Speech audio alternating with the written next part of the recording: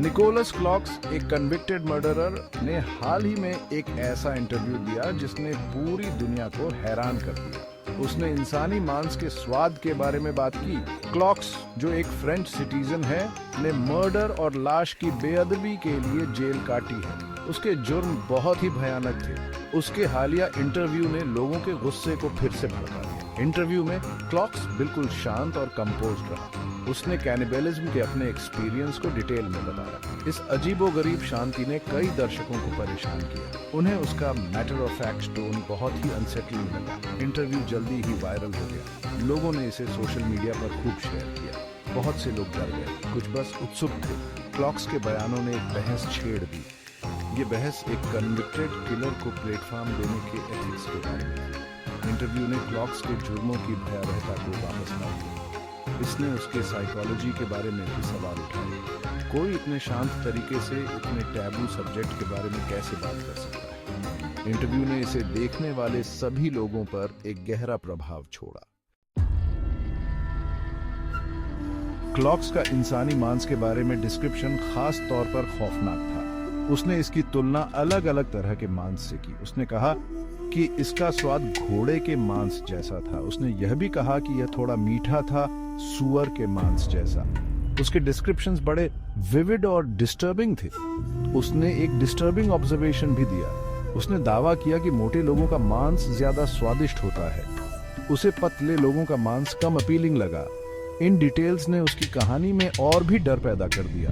इतनी specific details देने की उसकी इच्छा ने दर्शकों को चौंका दिया। ऐसा लग रहा था जैसे वह हेल्पफुल बनने की कोशिश कर रहा हो। वह मैटर ऑफ फैक्ट तरीके से जानकारी दे रहा था। इसने उसके बयानों को और भी डिस्टर्बिंग बना दिया। क्लॉक्स का इंसानी मांस के स्वाद का डिस्क्रिप्शन बहुत ही अनसेटलिंग था। इसने एक किलर के दिमाग की एक झलक दिखाई। उसकी बातें शायद उन्हें सुनने वालों के साथ बहुत लंबे समय तक रहेंगी।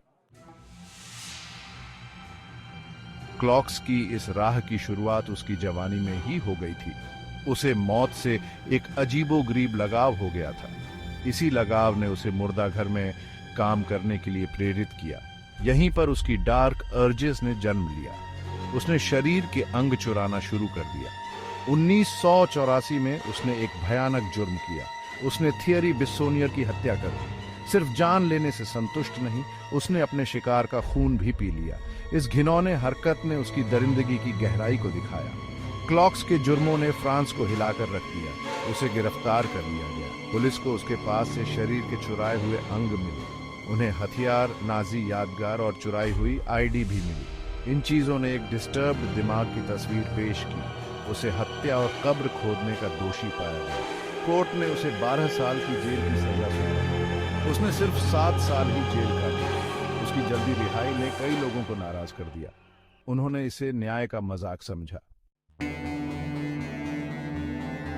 क्लॉक्स के इंटरव्यू और उसके बाद की बदनामी ने एक जबरदस्त सामाजिक बहस छेड़ दी है। मुख्य सवाल, क्या हमें ऐसे लोगों को प्लेटफॉर्म देना चाहिए? कुछ लोगों का तर्क है कि ऐसा करने से उनके घिनौने काम नॉर्मल हो जाते हैं। दूसरों का मानना है कि ऐसे लोगों को समझना भविष्य में ऐसी ही ट्रेजेडीज को रोकने के लिए जरूरी है। बहस सिर्फ क्लॉक्स तक ही सीमित नहीं है। ये मीडिया की जिम्मेदारी पर भी सवाल उठाती है।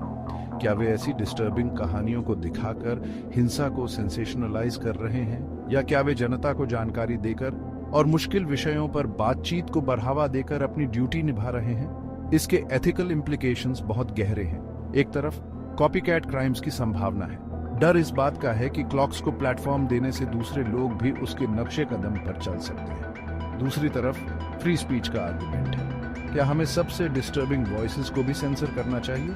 अंत में क्लॉक्स की कहानी उस अंधेरे की याद दिलाती है जो इंसान करने में सक्षम है। यह हमें हमारे समाज और खुद के बारे में अनकंफर्टेबल सच्चाइयों का सामना करने के लिए मजबूर करती है। यह हमें इंसानी दरिंदगी की गहराई को समझने और इसके पोटेंशियल इन्फ्लुएंस से खुद को बचाने के बीच बैलेंस बनाने की चुनौती देती है।